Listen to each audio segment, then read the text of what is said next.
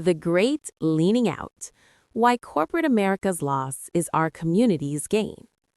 Welcome to your Weekly Ally, a weekly newsletter where we dive deep into the strategies, stories, and game-changing insights that help you navigate business challenges and unlock your organization's true potential for growth. The vibe shift we can't ignore. There's a specific kind of energy in the air right now. Last week, we discussed the surge in hiring plans for 2026.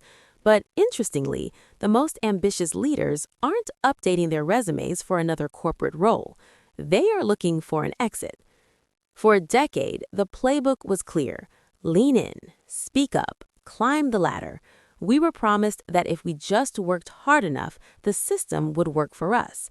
But lately, a shift has happened. High performers aren't leaving the workforce because they are tired. They're leaving corporate America specifically because they finally calculated the ROI of their devotion and the numbers no longer add up. They aren't looking for a better job, they're looking for ownership. It's not just you. The data proves it. If you felt this shift, you aren't imagining it. This week's Women in the Workplace report from McKinsey and leanin.org confirms what many of us have felt intuitively. For the first time, women are less interested in corporate promotions than men. Why? Look at the burnout numbers. 60% of senior-level women report frequent burnout, the highest level on record. They haven't lost their drive, they've lost their patience. They realized they were delivering founder-level output for middle manager returns in rigid environments that didn't support them. Where that ambition is actually going? Here is the plot twist that corporate America is missing. Women aren't going home to sit on the couch. They're coming here to the small business economy. They're taking that same drive and expertise and redirecting it into entrepreneurship.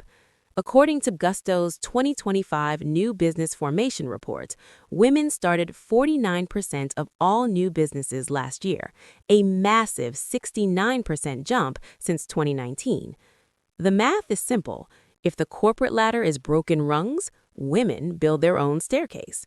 We see it in our community every day. Black women are the fastest growing group of entrepreneurs in the country, with rates more than doubling since 2019. This isn't a retreat, it's a renaissance.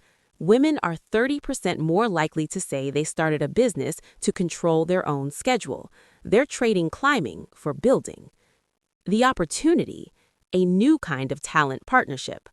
This exodus creates a massive opportunity for agile businesses, but you have to change how you think about talent.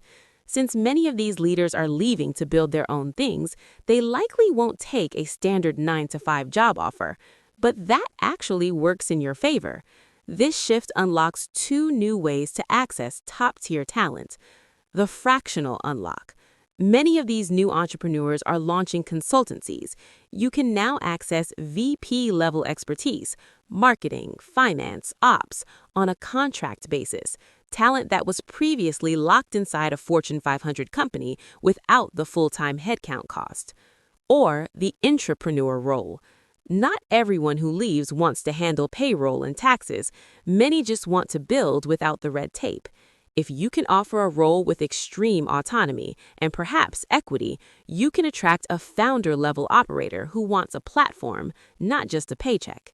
The win here isn't getting a subordinate, it's gaining a partner. The bottom line? Corporate America's loss is entrepreneurship's gain.